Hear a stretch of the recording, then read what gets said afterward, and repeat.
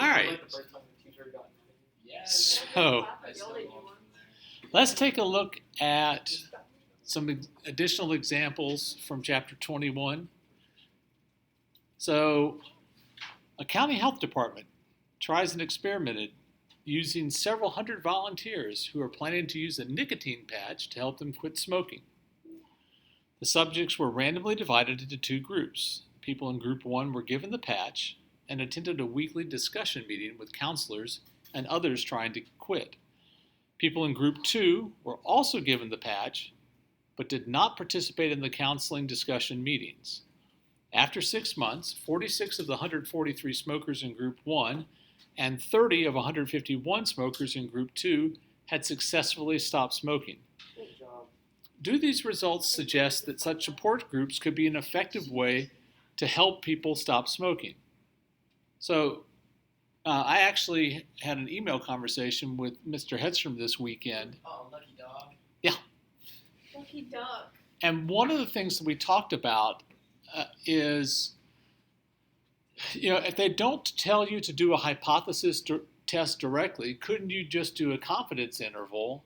And if 0 is not in your confidence interval, then you're like, okay, then it worked. And if it is, then it's like, it may not. And he said, yeah, you could. I can hear him. 0 of the words that came out of your mouth does not make sense to The me. confidence interval, if 0 is in it, then it works. I mean, if it's 0 is not in it. Then what words? It. Whatever it is that you're looking at. So if 0 is in your confidence interval, you have both negative values and positive values, which means that it may work or it may not. Whatever it is you're trying to do here, it is, do the counseling sessions in addition to the patch help? No. What do they do with those? I feel like nicotine Don't gum smoke. probably tastes so nasty. I have no idea. I saw a commercial for it the other day, and I was like, dude, I bet that's... And you're not supposed to actually, with like nicotine gum, you're not supposed to chew it. You're supposed to just bite into it. You're not supposed to actually like chew it. Why? Why I don't know. Sound effects are It's took me optional. about a few hours to make. I hope you love it. I got it. Really got Yes. He keeps making me things. So, and I actually, the reason I asked him the question is because I had watched several AP videos about confidence intervals and hypothesis testing. And in some places, they seem to say, if you have a confidence interval, you can test the hypothesis. I mean, without writing the hypothesis, you can end up with the same conclusion. And then I watched another one where the guy goes, no, when you make a decision, you must use hypothesis testing. And if you want to know about how much, use a confidence interval. And I'm like, I'm confused now. So, You and me both. This so let's do this for this one. Let's add on to the instructions. Let's write and test an appropriate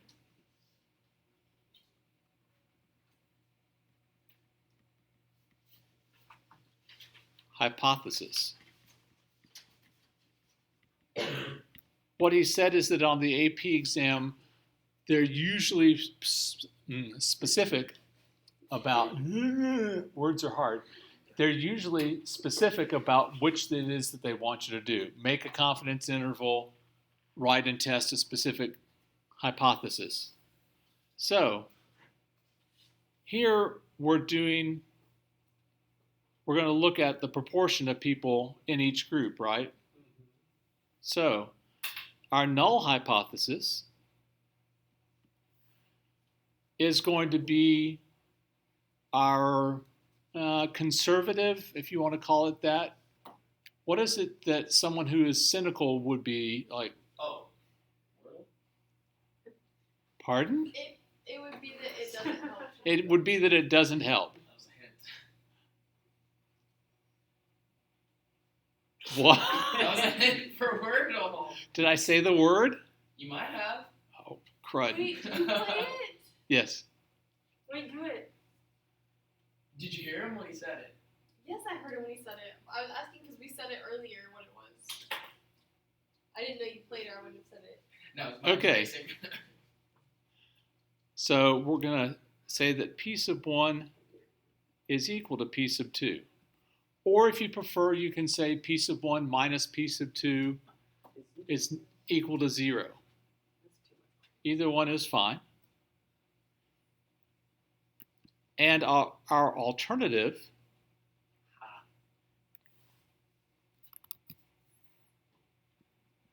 H sub A is going to be P sub 1 is greater than P sub 2. And you must define what P sub 1 and P sub 2 are. Where P sub 1 is the proportion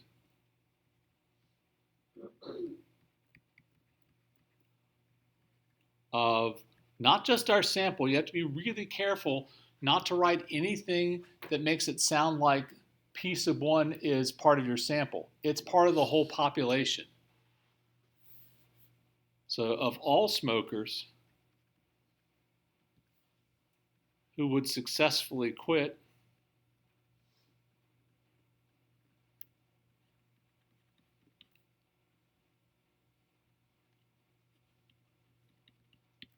by using the patch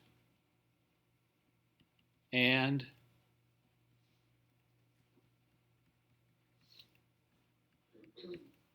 counseling,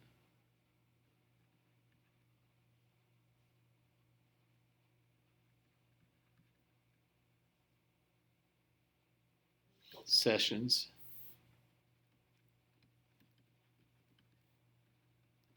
and P sub 2 is the proportion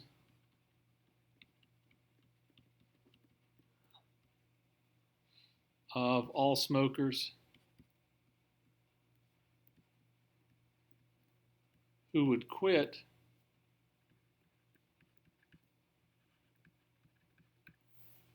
by just using the patch.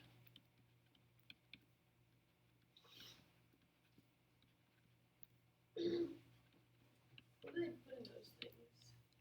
I don't know. I think that the patch actually has nicotine in it, which is what, chemically at least, that's what you're addicted to. You're also probably, for anyone who smokes long term, they're also addicted to just the entire behavior, muscle memory of lighting a cigarette, flicking the ashes, putting it in your mouth, all that kind of stuff.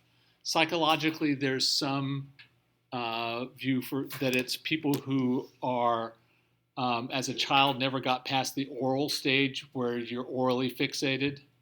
So there's lots of things that go into it. I knew a man who was the drug counselor at Westfield. He's an ex-heroin addict. And, well, I mean, who better to be a drug counselor? I mean, honestly. And he said he gave up heroin on his own, but he could not quit smoking. He said quitting smoking was way harder than giving up drugs. Yeah. So partly because there's so many things that in addition to the nicotine hit, it's warm. Some people think it smells good. I mean, like if it was a pipe, I can understand that, but cigarette smoke universally smells bad, and some of it's worse than others. Anyway, so we've set up our hypotheses, but before we can go on and do the test, what do we have to do? Check the conditions. Got to check the conditions. So, what kind of conditions are we doing here? It's Random. Random. It's an experiment. Okay, Randomly assigned things. so this is an experiment with random assignment of treatment.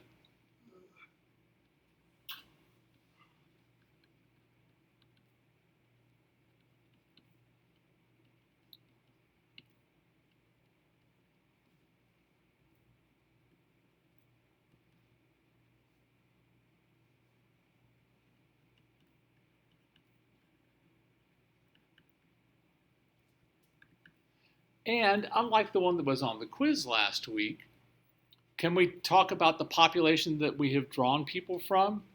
Well, I suppose we could, except that these are volunteers. So is this a random sample? No. No.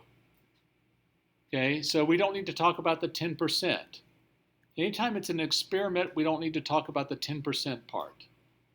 Okay, that's only for a random sample. So what else do we need to talk about? Success failure. Yeah, the success failure condition.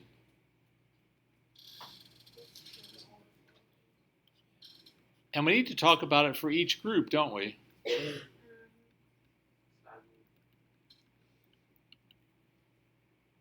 So for group 1,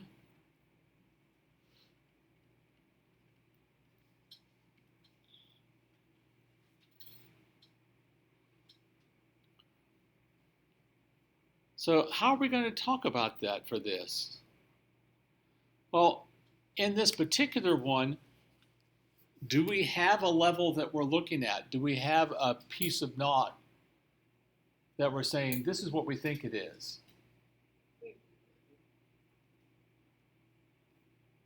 Pardon? I said wait one.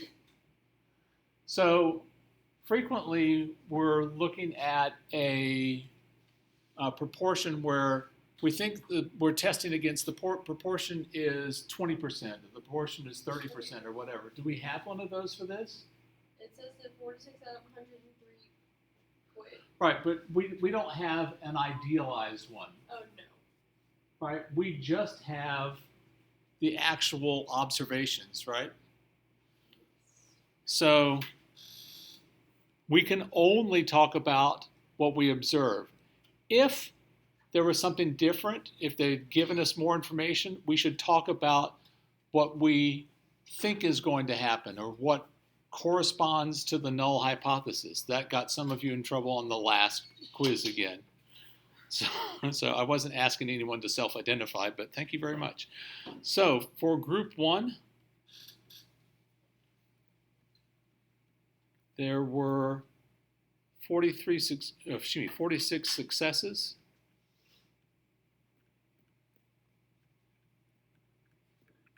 and 97 failures.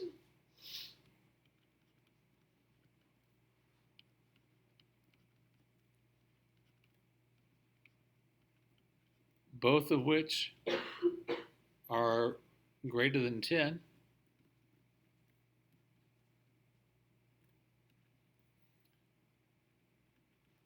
And for group 2,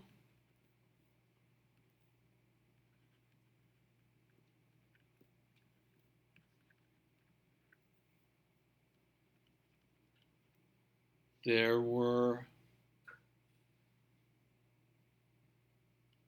30 successes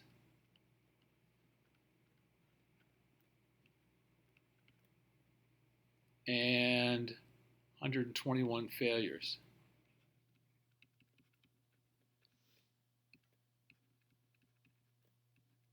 Both of which are greater than 10. We're missing one thing. They're independent. Yeah.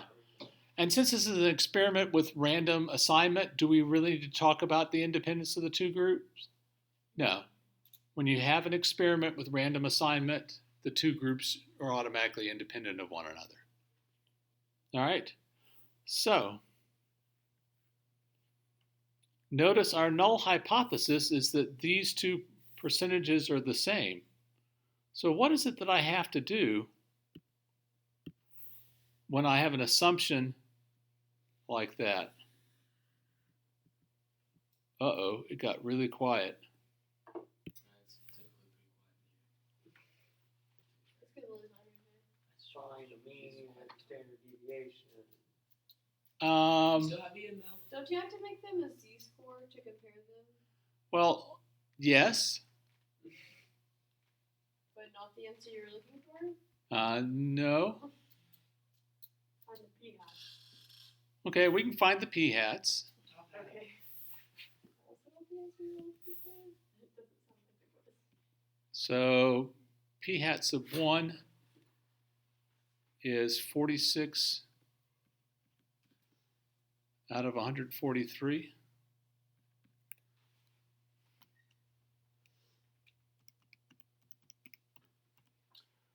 0.322.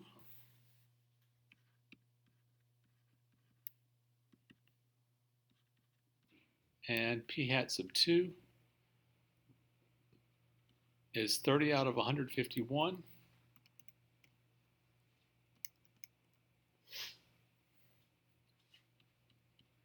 Is 0.199. By the way, just based on that and the size of the samples, would you think that this is going to be statistically significant? No. Got a vote for no? Yes. Have a vote for yes? Maybe. That's not an option. Okay, yes. Undecided. That's not an option. It is now. No. Pick a side. What did Ian say? He said yes. I rock with that. Wow. Wow. That's Peer right. pressure. I'm cheap. Bad. I thought you said cheap. I thought he did too. Me too. I was like, I'm cheap. All right, let me get my page with all my numbers on it. Hang on Oh, just a high second. stakes. Let's bet money. How about we don't? I've got 5 on Ian. Ian, you sound like your dad just just like the disappointed sigh. It's like a lot of writing. All right, so the other thing that we should do is find the pooled. When we assume that these are the same, using two different values doesn't really make sense. So we need to find our p hat pooled or combined. That's going to be 46 plus 30 over 143 plus 151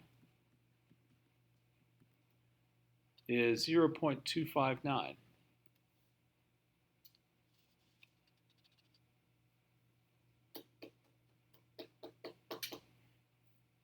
Now we do them together and take the square root. Do them together? You do the p hat. You do the number we just got and the cube, and then the total, and you add to the other one, take the square root of the whole thing. Yeah. Before we do that, there's one other thing we ought to do. Find the difference. Well, we should find the difference. Yes, we're going to need that at some point. But we can use our expected number now, can't we? Because we have p hat combined. What's that? The expected number of failures and the expected number of successes Yes. You just do the 0.259 times the total. the values. Yeah. So this is what, since no one brought it up, I was like, well, we'll just keep going. But we really should have done the expected number of successes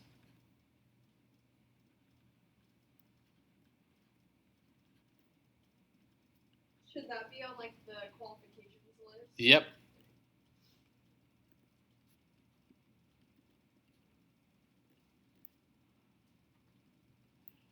For each group.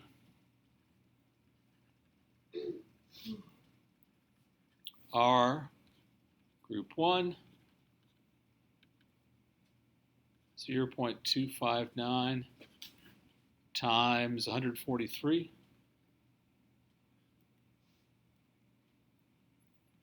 which is, hey, it's greater than or equal to 10. And this will be 0.741 times 143, which is also pretty clearly greater than or equal to 10. And for group 2, 0.259 times 151, greater than or equal to 10. And 0.741 times 151, also greater than or equal to 10.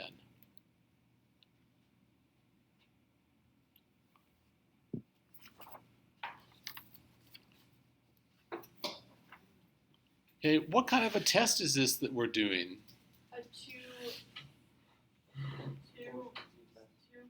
proportion sample something. We're doing a two-proportion z-test.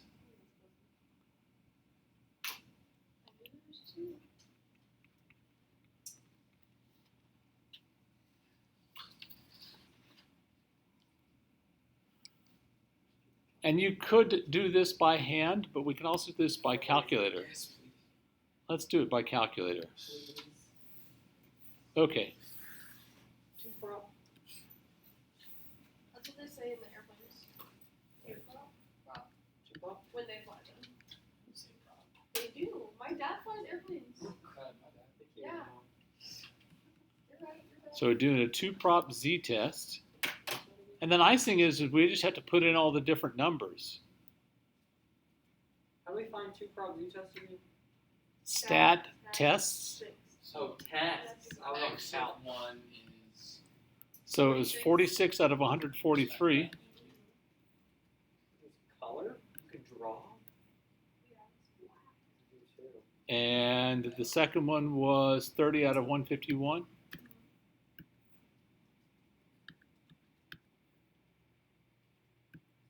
And it's the piece of 1 is created. If you were doing this by hand, would you have to multiply them by 2? For this, no, because it's not a not equal to. If it's a not equal to, you is when you multiply it by 2. Because you have either tail. Interesting. Z-squared. What does it do if it draws? I believe it. I will show So we end up with it. It shows the normal. z is equal to 2.408 So it's not significant. and p is equal to 0.008. Oh wait, 008? Oh, What I have. That is. so then it is significant. We do. reject So null. what did we forget to do up here? Put the alpha. We never set the alpha level. I Oh. choose to set the alpha level No, at you lower than choose- that. That's a cardinal set of. 0.05. Yeah. Even if you did like small. I guess you could put it at 0.001 But and 0.01 would be tiny too. yeah, 0.01 is pretty small. You're just wrong. Therefore, what do we do? Or Rejects the null. We reject the null. Oh, so that's what those dots mean? Therefore? Therefore, yeah. Nice. Wait, actually.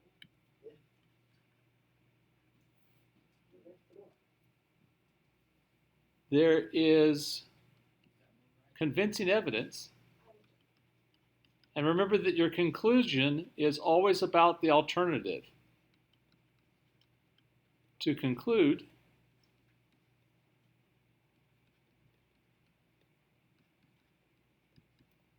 that the proportion of smokers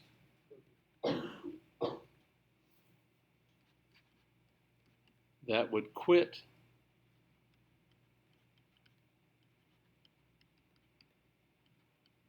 using a patch and these sessions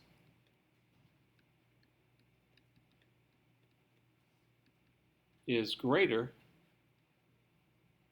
than the patch alone.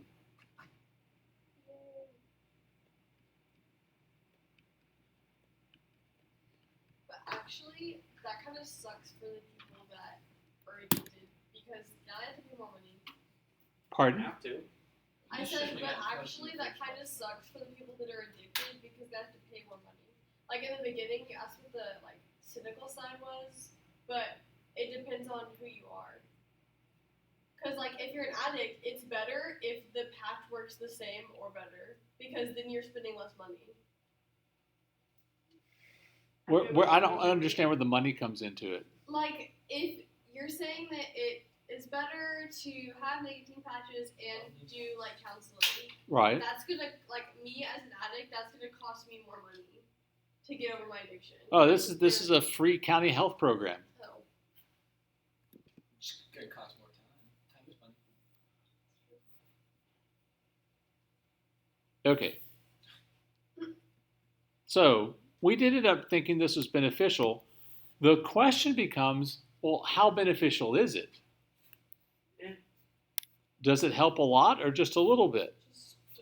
I don't know. Well, So what we're going to do is we're going to go ahead, since we've already checked that we can do inference on this, we're going to find our confidence interval. There's a lot going into statistics. So maybe It's pretty much, at this point, it's all, We're like, find the p-value and find confidence intervals. Yay! Pretty much every time for inferences.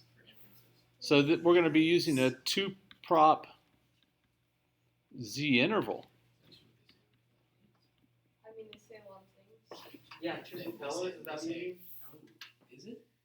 That would be my guess. I don't fly the airplanes. Say, hey, Pops. So a I like 2-prop propellers, z interval. Alright, because some people call propellers props. which is like fair. I'll ask him and let you know. And one of the nice things is, hey, do you notice that those are the numbers that we put in just a minute ago? So, Oh, I noticed what you mean. Oh, I did 2 samples yet. wait, Did you say isn't this the same thing we just did? No. Oh, where is this? This is I've B never- on the same thing. Calculate. Oh wow. 0.02344. 0.2222. That's it. 2 actually. Triple 2. It's about to be 222. 2. It's gonna be Tuesday. Tuesday. Then I have Wait. So notice they didn't ask you to interpret this, but if they did, you would say something like this. We are 95% confident that the true mean difference in proportions between the two groups is between 2.3% and 22.3%. Something along those lines. So from a political standpoint, why do you think that someone might go, we're not going to fund this? It could be only 2%. Yeah. Right. Could be. Yes, ma'am. What were you saying earlier about if it doesn't tell you that you have to do a null hypothesis, you can just do the confidence interval, and if it includes 0, So notice our confidence interval does not include 0. So that means we are 95% confident that the two aren't the same. Right? Because if they were the same, this is for the difference in the proportions. okay, so if it included 0, that would mean that they're the same because there's no difference. Correct. Correct. All right, let's look at the one on the back. That probably took us 45 minutes. No, it took like 20. Practically. We'll see if we can make this one go a little faster. All right. So, the December 2002 issue of Consumer Reports, Consumer Union reported on their investigation of the presence of bacteria in packages of chicken sold in supermarkets. They purchased both name brand and store brand chicken in 25 U.S. cities. Laboratory tests found Campylobacter contamination in 33% of the name brand packages and 45% of the 80 store brand packages. That's a lot of rotten chicken. Yeah, How dangerous is that bacteria? it depends on the individual. Some people it doesn't bother very much. Some people it bothers greatly. Like COVID. I suppose. Like most things. Except this is bacteria in chicken. Yeah. Personally, I'm like, eat it, and if it doesn't kill you, it'll make you stronger. That's what they said. Yeah. I like the saying that says, that which does not kill you may just maim you for life. That's also valid. So, all right. So, do these data suggest there's a difference in the safety of the name brand store chicken? Morgan, you were asking earlier about the multiply by 2. This is a not equal hypothesis. So this is the one where you would multiply by 2 because we don't care which direction it is. So our hypotheses, H naught, and a couple of you wrote H naught equals, it's H naught, colon, then something happens, okay? So we're going to do what? Name brand and store bought, so we're going to do P sub n is equal to P sub s. Store-bought. Store-bought Store-brand. or store brand, yeah, they're all store-bought. Versus P sub n not so much equal to P sub s.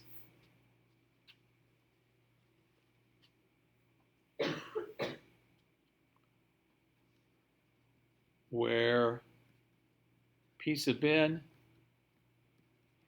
is the proportion of name brand packages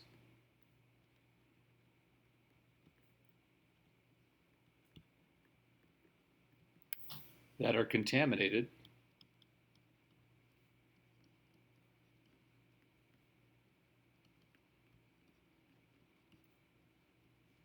and P sub s is the proportion of store brand. Some days I can't write. Packages that are contaminated.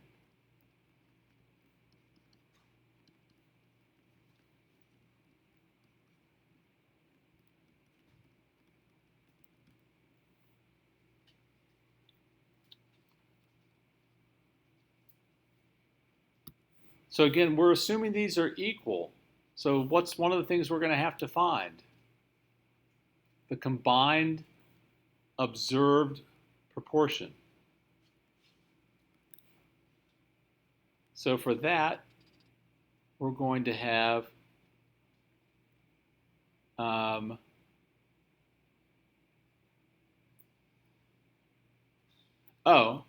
so there were 33% of the 75, that's 25, right? Plus 45% of 80 is 36.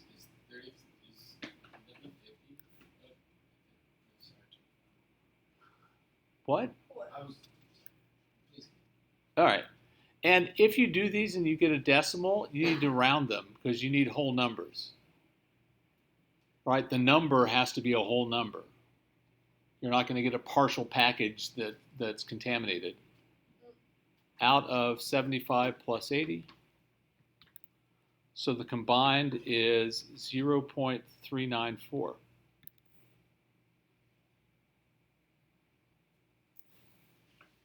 So it doesn't say this, but this is a reputable group, so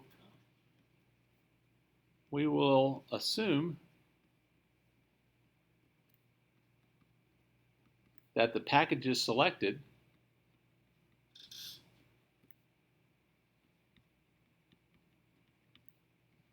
were done so at random.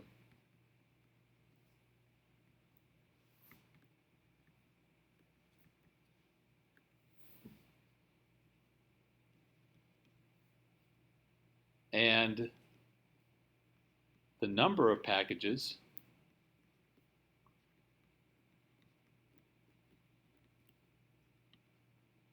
(25 and 36)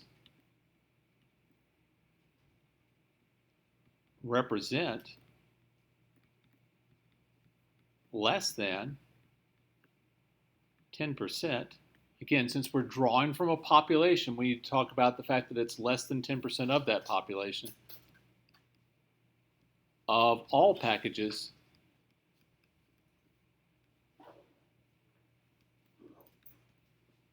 of each type of chicken. And then we would talk about the expected successes and the expected failures. I know that we're just about out of time, but I'm going to finish up this sentence. The expected successes and failures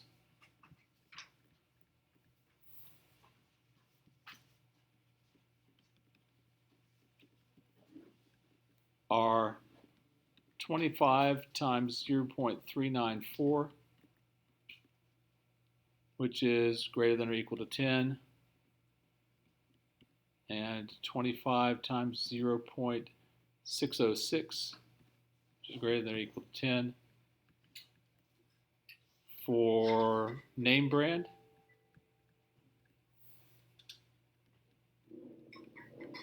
and 0.394 is 9.85. which one's 9.85? 25 times 0.394. But if I mean, do you round up? Oh, no, I'm sorry. This is supposed to be 75. No, that would make it work. There were 75 of each. wow, I just gave myself a very deep paper cut. That's not good. And we will leave that there. You got boo-boo. She got boo boo. I should have known this was going to take a long time. My page is like covered with writing. All of them? All three combined.